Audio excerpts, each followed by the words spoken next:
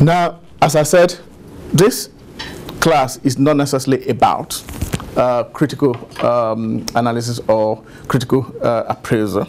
However, you cannot do literature review without doing critical appraisal or critical evaluation or analysis of the literature. So, just to give you some ideas about how you actually do your critical evaluation, how you critically evaluate your materials.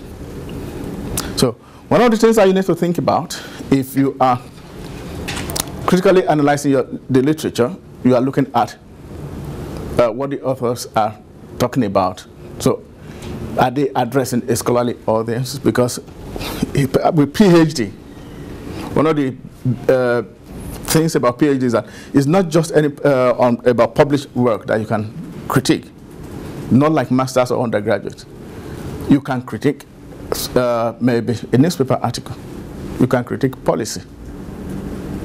Whereas undergraduate or masters, they'll be saying, well, we want published peer review work.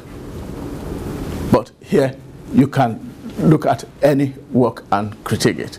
And that's why one of the points that perhaps maybe you want to look at is to say, are they addressing a scholarly audience? If it was a newspaper article, it might have been written by the most prominent person in that field, but then your critical evaluation of that work will be that although this was written by a prominent person or an expert in this field, however, this was it was not a peer review article as it was published in the in a newspaper.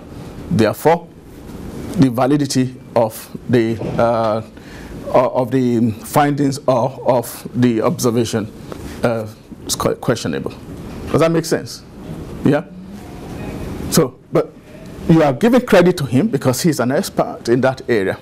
But you are saying it's not been peer reviewed. Okay. So, is the relevant literature included? So, have they included relevant literature in the work that they have published?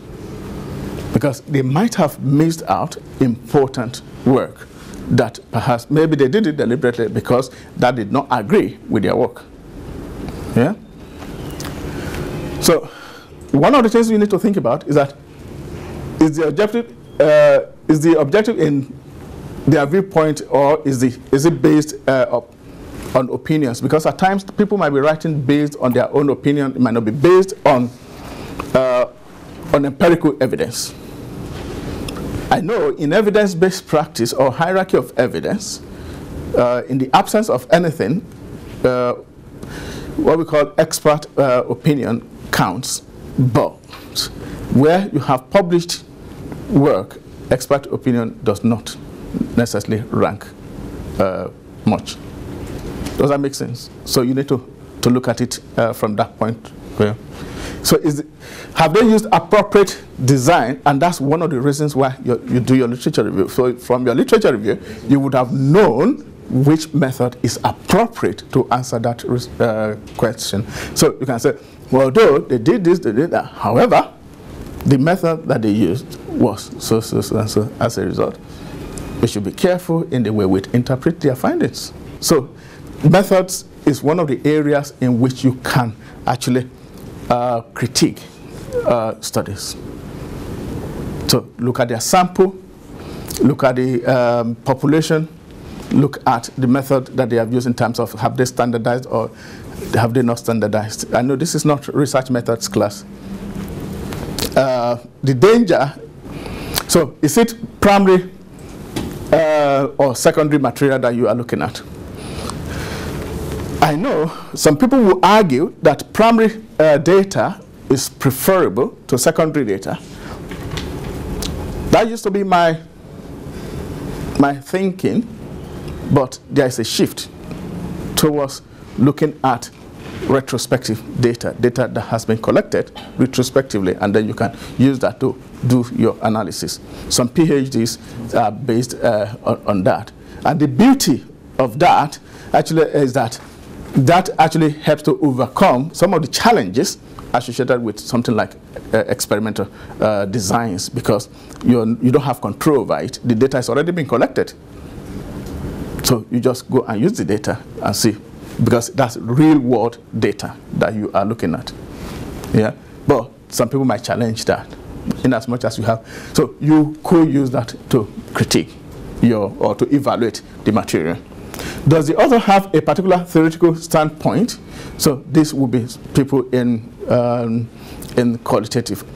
So does the author substantiate any work in the area or add different perspectives? So what you want to say is that, do they agree with what is known in that area in terms of their findings, or their findings contradict what is there? So if it contradicts, you should be able to have a good reason why their findings contradict.